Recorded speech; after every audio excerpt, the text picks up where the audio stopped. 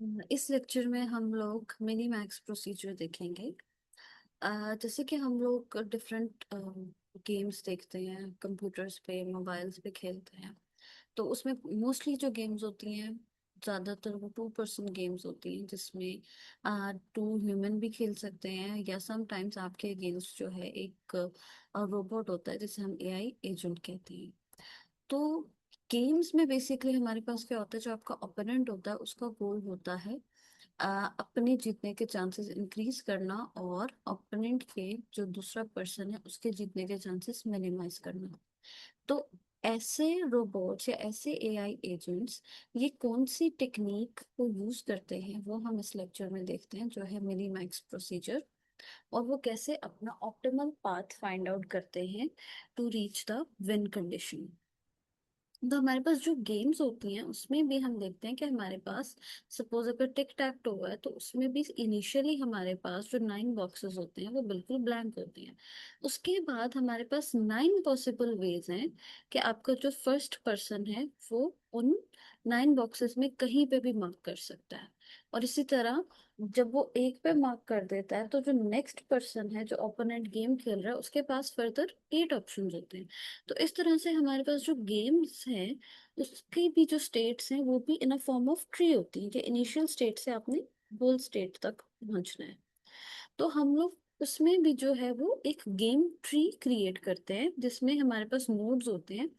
जो हमारे पास हर नोड जो है उस गेम का एक पॉसिबल मूव शो कर रहा होता है।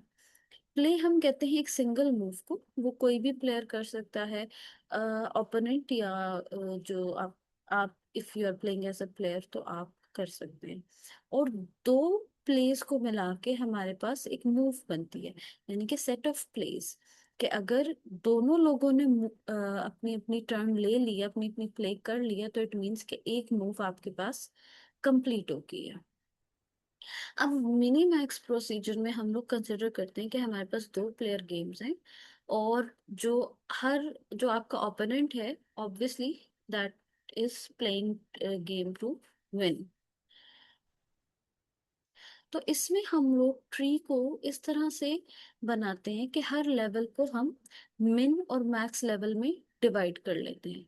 अगर आपके पास जो है एक ट्री का लेवल वो मैक्स है, तो इट मीन्स कि उस लेवल पे जो प्लेयर है उसकी कोशिश क्या होगी कि वो अपने जीतने के चांसेस मैक्सिमम करे। और अगर लेवल मिनिमम है, तो उसकी कोशिश ये होगी कि ओपोनेंट के जीतने के चांसेस मिनिमम हो। लेट्स सपोज के जो फर्स्ट मूव है वो मिन लेवल पे है। तो मिन लेवल की जो मूव होगी उसका गोल क्या होगा, कि आपके पास जो ओपोनेंट है उसकी वैल्यू को, उसके जीतने के चांसेस को मिनिमाइज किया जाए। अब आपके पास जो मिन नोड है उसका पेरेंट अगर मैक्स वाले लेवल पे है, तो इट मीन्स कि आपका जो नोड है उसको अपने चाइल्ड में से मैक्सिमम वैल्यू मिलेगी। और अगर पेरेंट जो है वो मिन नोड है, तो अपने चाइल्ड में से मिनिमम वैल्यू वाले चाइल्ड को सिलेक्ट करेगा।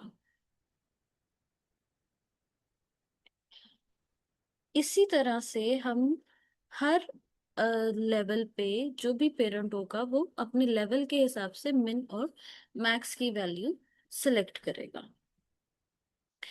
ये हम इस ट्री से भी समझते हैं कि आपके पास जो भी ट्रीज हैं वो लेवल्स में डिवाइडेड होते हैं, जैसे 0, 1, 2 एंड 3। टोटल इसकी 4 लेवल्स हैं। जो रूट लेवल है वो मैक्स है, नेक्स्ट मिन है, देन मैक्स है, और देन मिन है। जो ट्री है हमेशा उसके लेवल ऑल्टरनेट होंगे, यानी कि एक मैक्स होगा, फिर उसके बाद मिन आएगा, फिर मैक्स होगा, फिर मिन आएगा। ऐसा नहीं हो सकता कि दोनों लेवल जो है वो मैक्सिमम के हो, या 2 या 3 लेवल एक साथ मिनिमम के आ रहे हो। हमेशा ये ऑल्टरनेट होंगे। और इसमें रूट नोड जरूरी नहीं मैक्स हो, मिन भी हो सकता है। फिर अगर ये मिन होगा तो नेक्स्ट वाला मैक्स होगा, देन ये मिन होगा और ये मैक्स होगा। अब इसमें हम लोग जो है वो आपकी ऑप्टिमल वैल्यू कंप्यूट कैसे करते हैं, यानी कि रूट तक कैसे आते हैं। इसमें जो है हम लोग बैकवर्ड चेनिंग यूज करते हैं, यानी कि हम लीफ नोड से स्टार्ट करते हैं। क्योंकि लीफ नोड्स पे हमारे पास इसमें ऑलरेडी ह्यूरिस्टिक वैल्यूज गिवन होती हैं जो कि ऑलरेडी कैलकुलेटेड है। बाकी जो पेरेंट नोड्स हैं उन पे वैल्यूज कैलकुलेटेड नहीं होती। अब हम देखते हैं कि मिन में हमारे पास जो है ये सारी वैल्यूज गिवन है। अब मिन जो लीफ लेवल जो है वो मिन है और इसका जो पेरेंट है वो मैक्स लेवल पे है, ठीक है।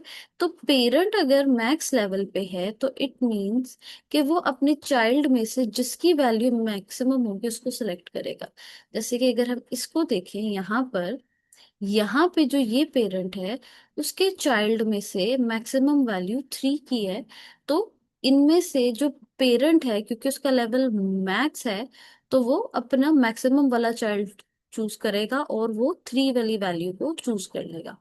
सिमिलरली जो ये वाला पेरेंट है वो भी मैक्स लेवल पे है तो वो अपने चाइल्ड में से दोनों में से जिसकी वैल्यू मैक्सिमम होगी, जैसे यहाँ पे 9 मैक्सिमम है तो वो 9 चूज कर लेगा।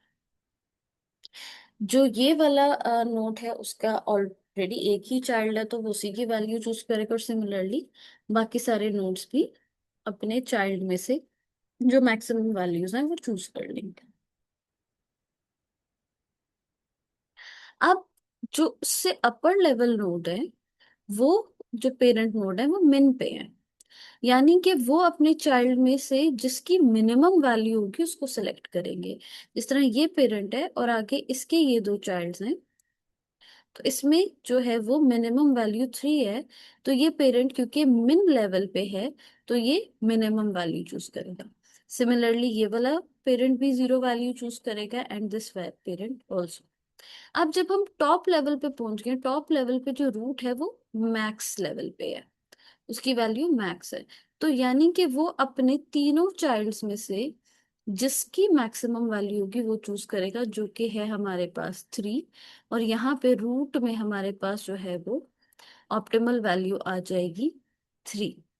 तो मिनी मैक्स प्रोसीजर में हम हमेशा bottom to top approach use करते हैं क्योंकि हमारे पास ऑलरेडी कैलकुलेटेड ह्यूरिस्टिक वैल्यूज जो हैं वो लीफ नोड्स पे होती हैं और लीफ नोड से हम further parents then grand parents and up to the root जाते हैं वैल्यू चूज कर करके। मगर वैल्यू हम कैसे चूज करते हैं? लेवल के हिसाब से।